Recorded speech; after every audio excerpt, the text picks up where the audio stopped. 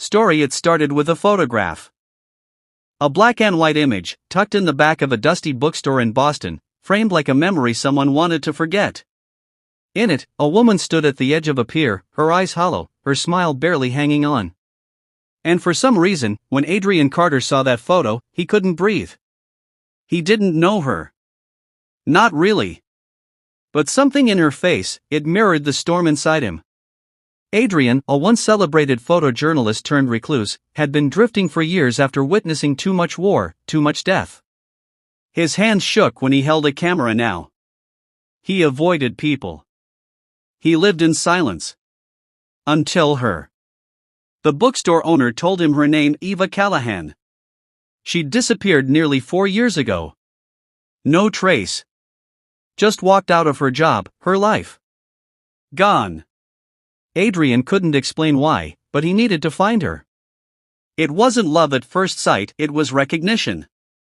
Pain recognizing pain. And so began the obsession. He followed whispers. A former roommate in Maine.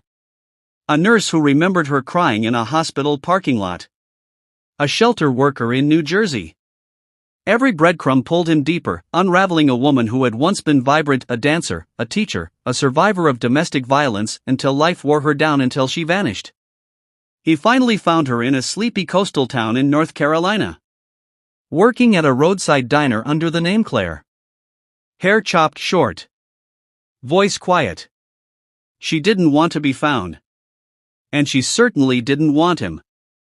"You don't know me," she said, wiping down a table, barely looking at him.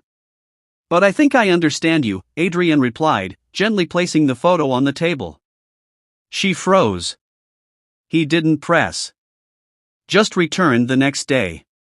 And the day after. Always sitting at the same booth, ordering coffee he barely drank. She called him Boston. He didn't mind. Days turned into weeks. He learned she hummed when nervous. That she loved thunderstorms but hated fireworks. That she still danced alone, barefoot, in her tiny living room. And she learned about him too. About the little girl in Syria he couldn't save. About the way he stopped taking photos because he feared capturing more grief than beauty. How he carried guilt like a second skin. They began to heal each other, slowly, carefully. But obsession isn't always gentle. Adrian wanted to protect her. Keep her safe. But that meant control, and he didn't see it happening. When he suggested she move back to Boston with him, she panicked. "You don't get to save me, Adrian," she cried. "You don't even see me. You see your own pain, and you've made me your bandage." It shattered him. Because she was right. In trying to fix her, he'd forgotten to ask what she wanted. She left town that night. 3 months passed. No messages. No updates.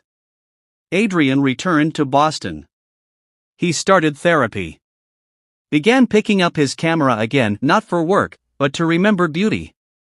Children playing. Strangers hugging. A man proposing in the park. Tiny, fragile moments of life still worth capturing.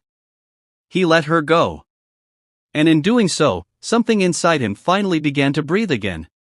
Then one snowy morning, there was a knock at his door. She stood there. Same short hair. Same tired eyes. But her smile was real this time. "I went looking for myself," Eva said softly, "and I think I found her. But I missed you." He didn't move. He didn't rush. He simply opened the door wider. "Then come in," he said, "but only if it's your choice this time." She stepped inside. Challenges they faced. Adrian's trauma-induced obsession made him believe rescuing Eva was the answer to his brokenness.